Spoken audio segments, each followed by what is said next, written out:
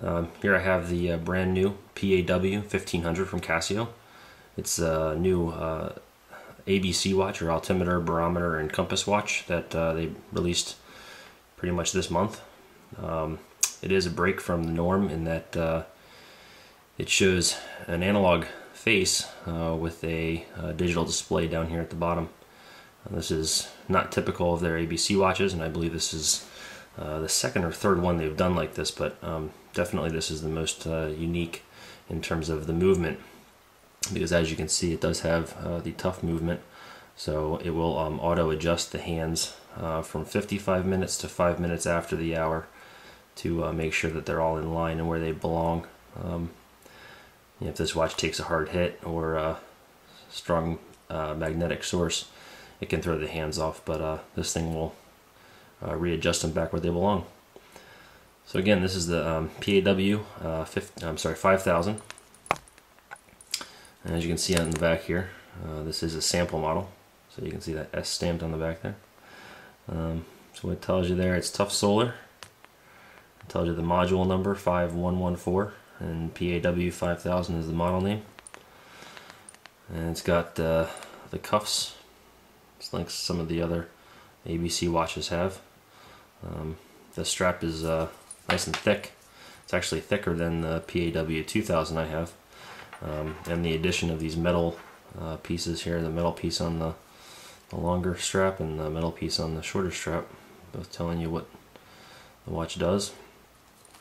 I believe these are 22mm lugs, so not including the wing there, but if you take that out there, you have 22mm. It's got the mode button, the sensor as usual, the adjust button, the light button, altimeter, barometer, and compass here.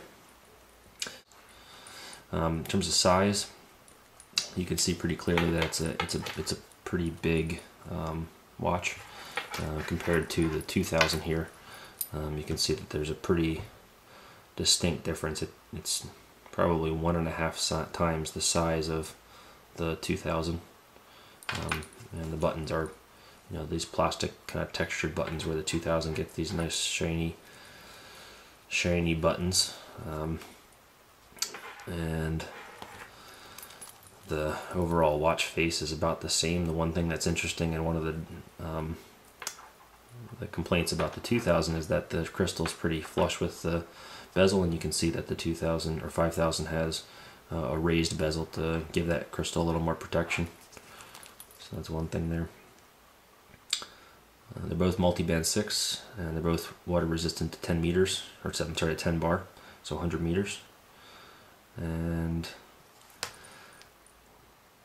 I'll get it real quick. You can see the thickness there is really, really different.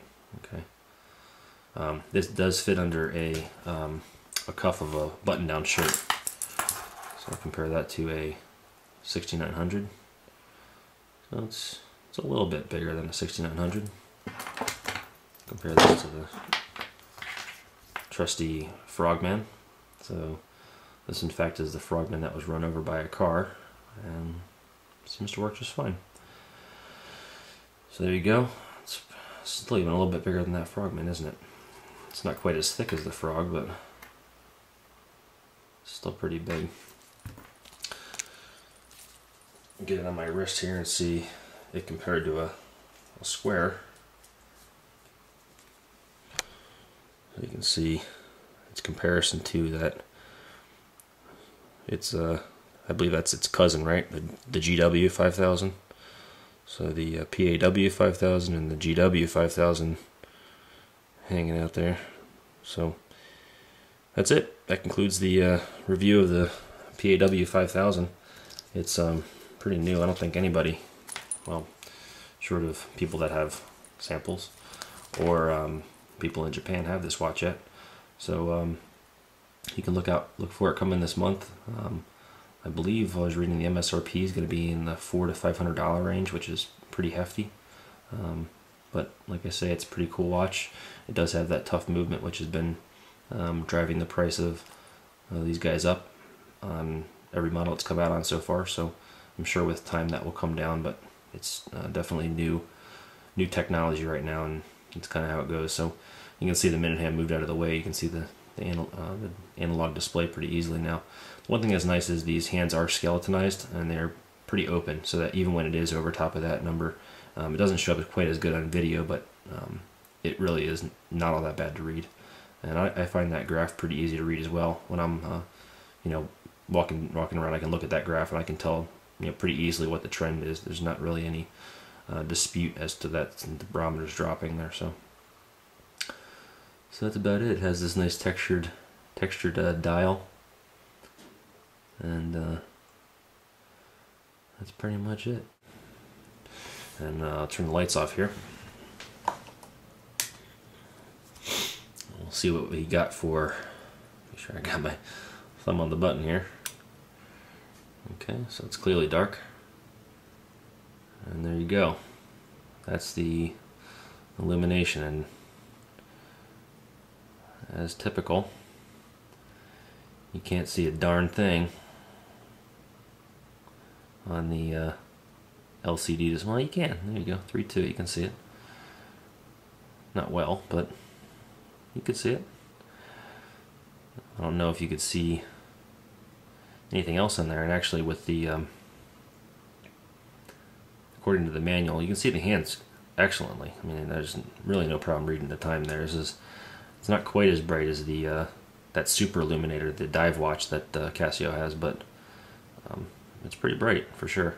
I do believe that the manual tells you that the light LED light is actually disabled when you're taking a reading from the compass, barometer, or altimeter.